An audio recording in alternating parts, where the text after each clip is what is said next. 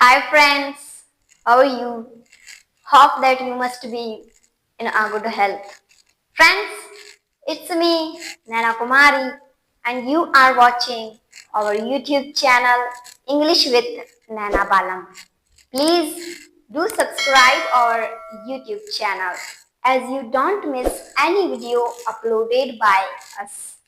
Friends, today I am going to teach you the most important thing. Today, I am going to teach you the most important thing. You must be thinking that what is that? And that is some common punctuations. जी हाँ दोस्तों, आज मैं आपको बहुत ही खास, बहुत ही important चीज पढ़ाने जा रही हूँ पूरी इंग्लिश ग्रामर के अंदर, और वो है सम कॉमन पंक्चुएशंस। जी हाँ दोस्तों, वैसे तो हम जो है पंक्चुएशंस का इस्तेमाल जो है अपने बुक्स के अंदर पढ़ते हैं कि कहीं पे कॉमा लगा हुआ होता है, कहाँ पे जो है फुल स्टॉप लगा हुआ होता है, कहीं पे जो है क्वेश्चन मार्क लगा हुआ होता है।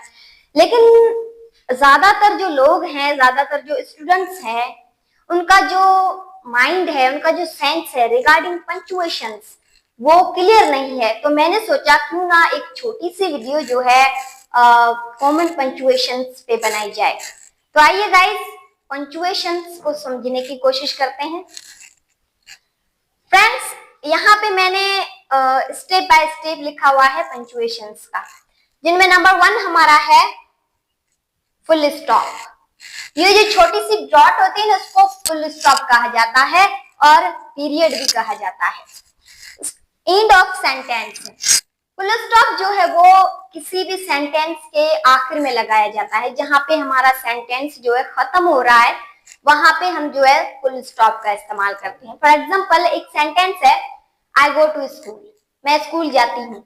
अब वहां पे जो सेंटेंस है वो हमारा खत्म हो रहा है, तो हम वहां पे सिंपली फुल स्टॉप का इस्तेमाल करेंगे।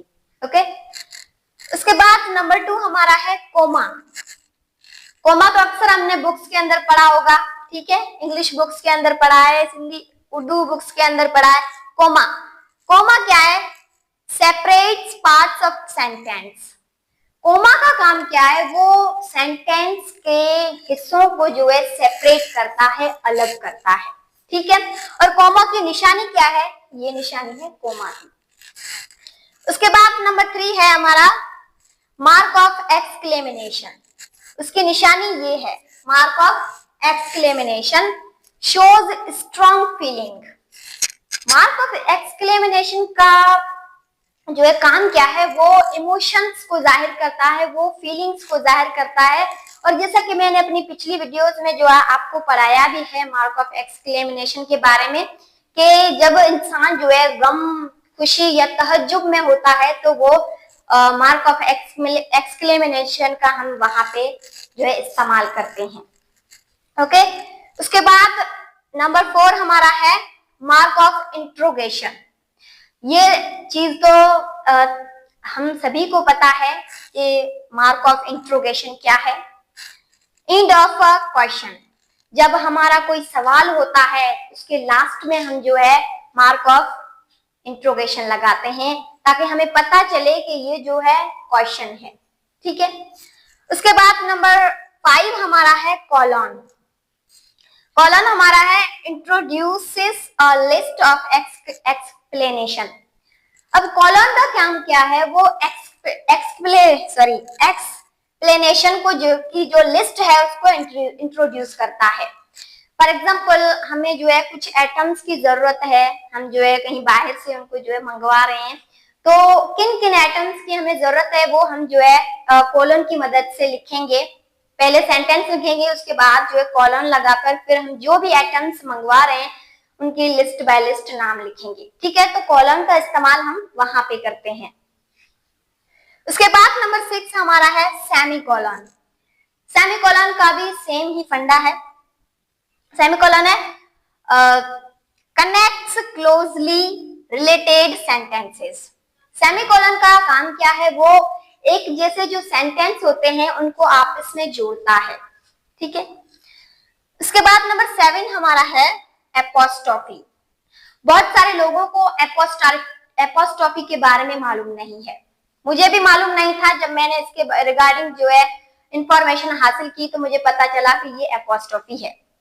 एपोस्ट्रोफी की ये निशानी है, एपोस्ट्रोफी है शोज पोजीशन और कॉन्ट्रैक्शंस।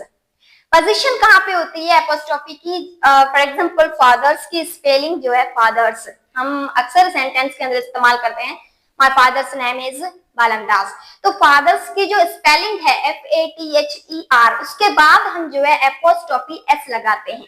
तो वहां पे एपोस्ट्रोफी F जो एपोस्ट्रोफी है वो पोजीशन में हम इस्तेमाल करते हैं, और बाकी तरह हम एपोस्ट्रोफी जो है कॉन्ट्रैक्शंस में इस्तेमाल करते हैं। जैसे कि डू नॉट को हम डोंट बना देते हैं, इज नॉट को इजंट बना देते हैं, आर नॉट को अरंट बना देते हैं। ठीक है, इसी तरह एपोस्ट्रोफी के दो काम है, एक तो वो पोजीशन में इस्तेमाल होता है और दूसरा कॉन्ट्रैक्शंस में।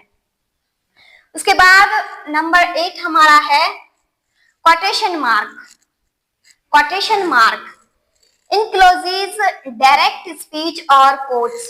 कोटेशन मार्क का काम क्या है? वो डायरेक्ट स्पीच या फिर कोट्स पे लगाया जाता है। ठीक है, उसके बाद नंबर 9 हमारा है पैरेंथेसिस। पैरेंथेसिस भी एक जो है पंक्चुएशन का हिस्सा है। Parenthesis adds extra information. Parenthesis का काम क्या है? वो एक्स्ट्रा इंफॉर्मेशन को जो है जोड़ता है। फॉर एग्जाम्पल हमने मैट्रिक क्लास में पढ़ा था, एक पोएम था the voice of God.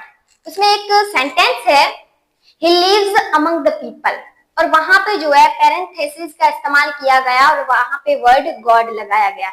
Means extra information हमें मिल गई है कि ये जो बात कर रहा है वो भगवान के नाम पे बात कर रहा है। ठीक है, वहां पे पैरेंथेसिस का इस्तेमाल हुआ था और वहां पे वर्ड गॉड लगाया गया था।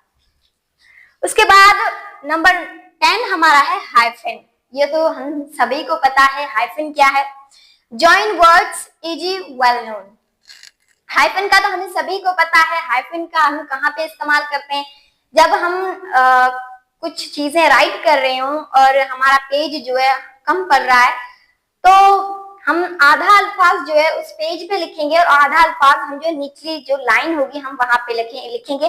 तो जो आधा जो हमारा हिस्सा होगा हम आधा तो लिख लेंगे, आधे अब बाकी का कहाँ पे लिखेंगे? तो वहां पे आधा हिस्सा लिखकर हम वहां पे हाइफन का इस्तेमाल करके उसका जो बचा हुआ हिस्सा है वो नीचे वाली लाइन पे लिखेंगे।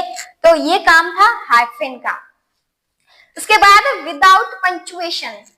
अब विदाउट पंक्चुएशन हमारा एक सेंटेंस है लेट्स ईट ग्रांडमा। अब इस सेंटेंस की मीनिंग है आओ ग्रांडमा खाएं। ठीक है, सेंटेंस की मीनिंग क्या है? आओ ग्रांडमा खाएं, लेकिन विथ पंक्चुएशन हम सेंटेंस करेंगे लेट्स ईट ग्रांडमा। अब यहाँ पे हमने कोमा दिया है। अब इस सेंटेंस की साफ मीनिंग ये है कि आओ ग्रांडमा साथ मिलकर कुछ खाएं। तो देखो ना कितना फर्क पड़ रहा है। पंक्चुएशंस के बगैर जो है सेंटेंस हमारा कितना जो है बेकार सा लग रहा है कि लेट्स ईट ग्रांडमा, आओ ग्रांडमा खाएं, और वहां पे हमने पंक्चुएशन का इस्तेमाल किया है, कोमा दिया है। तो सेंटेंस की जो स्ट्रक्चर थी, उसका जो सेंस था, वो ही हमने क्लियर करवा दिया।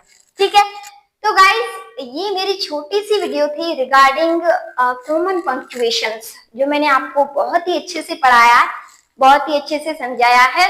आई होप कि आपका जो सेंस है रिगार्डिंग पंक्चुएशंस वो अच्छे से क्लियर हो चुका होगा। और जैसा कि मैं अपनी पिछली काफी वीडियोस में आपको एक बात रखती आई हूँ बार बार कि practice makes the man perfect, practice makes the man perfect. जितनी ज्यादा आप प्रैक्टिस करेंगे उतनी ही ज्यादा आप किसी भी चीज को क्लियरली समझ पाएंगे। थैंक्स।